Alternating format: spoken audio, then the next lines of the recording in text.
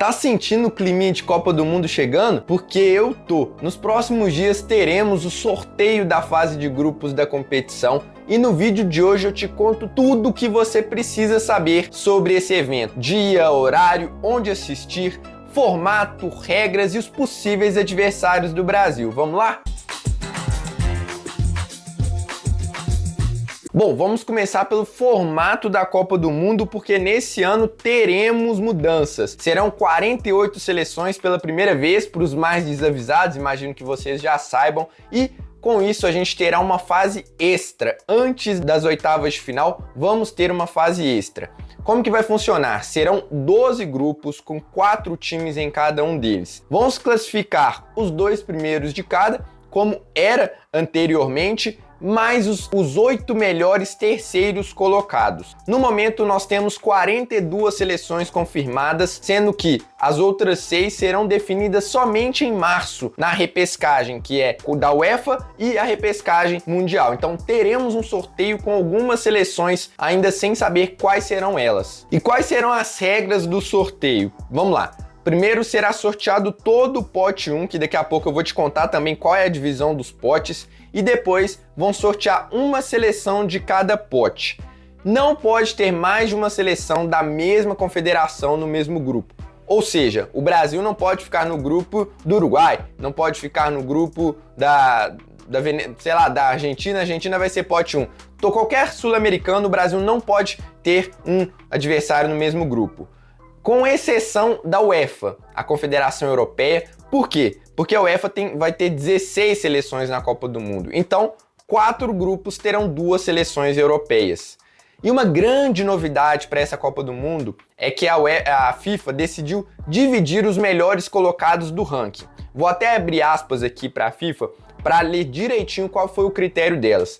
Para assegurar uma distribuição equilibrada das seleções, as 4 equipes mais bem colocadas no ranking terão as seguintes restrições. A seleção mais bem ranqueada, a Espanha, e a segunda, que é a Argentina, serão sorteadas em caminhos opostos. E o mesmo princípio se aplicará à terceira, que é a França, e à quarta, a Inglaterra. Isso garante que, caso essas seleções vençam os seus grupos, as 2 mais bem ranqueadas não se enfrentem antes da final. Ok, e quais são os potes, Samuel? E como que isso foi definido? São 4 potes, obviamente, e esses potes foram definidos via ranking, com exceção dos países sedes, que são México, Estados Unidos e Canadá. E esses 3 países, eles já têm grupo definido. O México vai ficar no grupo A, o Canadá no B e os Estados Unidos no D. Isso foi estabelecido anteriormente, antes mesmo de sabermos quais seriam as seleções classificadas. Além desses 3 países que serão cabeças de chaves, teremos as 9 mais bem ranqueadas, onde se encontra o Brasil. Além do Brasil, temos Espanha, Argentina, França, Inglaterra, Portugal, Holanda, Bélgica e Alemanha. De fato, são as melhores seleções do mundo nesse momento. Acho que ficou bem ranqueado para a gente chegar na Copa do Mundo com as melhores seleções no primeiro pote. O pote 2 ainda tem seleções fortes: Croácia, Marrocos, Colômbia, Uruguai, Suíça, Japão, Senegal, Irã, Coreia do Sul, Equador, Áustria e Austrália.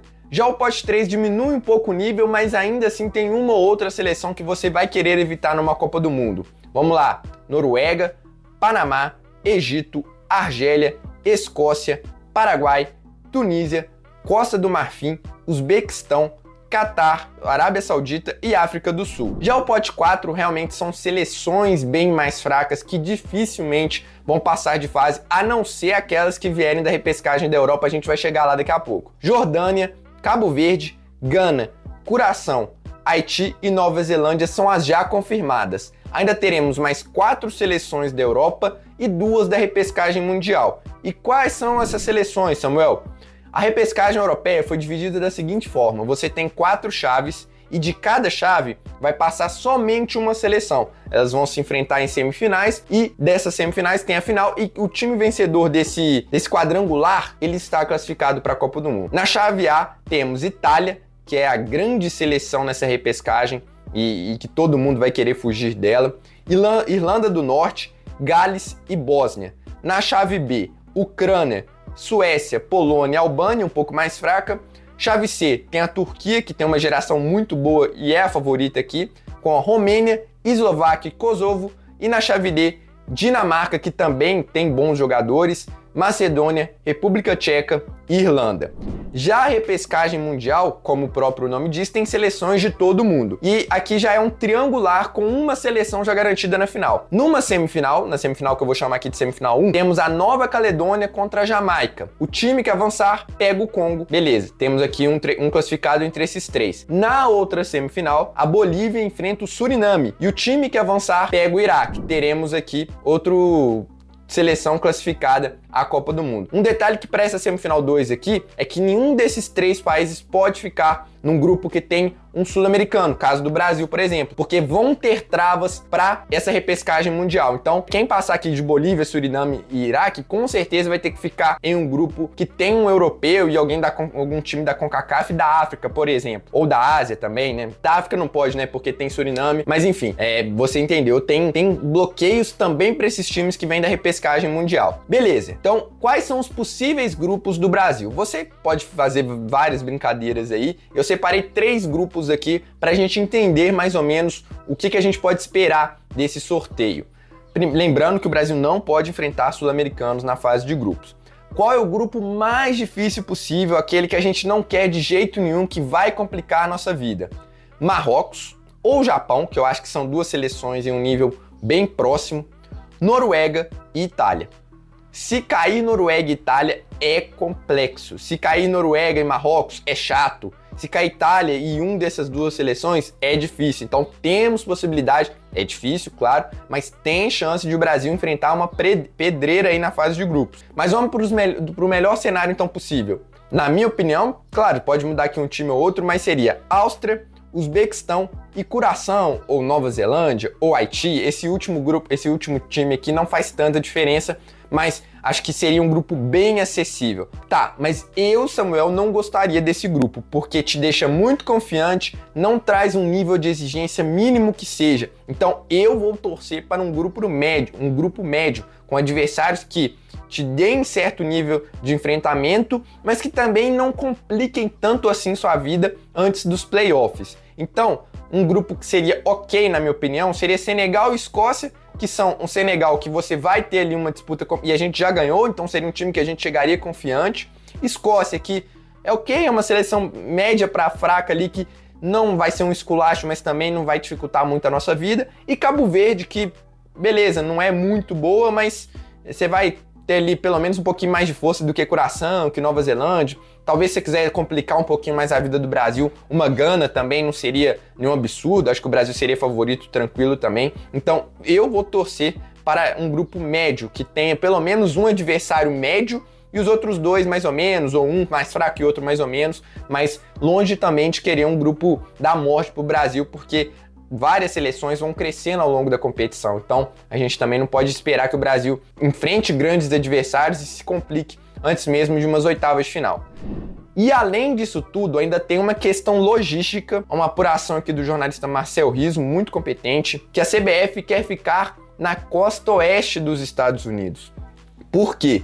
Porque lá tem menos chance de calor e de eventos climáticos que vão paralisar treinos ou adiar jogos. Lá é o entendimento da CBF que esse seria o melhor lugar para ficar. E o que precisa acontecer para isso? O Brasil teria que ficar no grupo G. Então lembrem aí, anotem, torcer para o Brasil cair nesse grupo, porque lá os jogos vão acontecer em Seattle, Los Angeles e Vancouver, todas cidades da costa oeste dos Estados Unidos. Além disso, o Brasil poderia ir até a semifinal nessa mesma região se passasse em primeiro lugar. O grupo J também seria viável, porque tem jogos em São Francisco, mas também em Dallas e Kansas, que ficam mais na região central. Então, não é o ideal. O perfeito em questão de logística, de calor, de clima, de eventos climáticos e até de permanência mais ou menos no mesmo lugar para evitar mais viagens, seria o grupo G. A gente torce para que isso aconteça.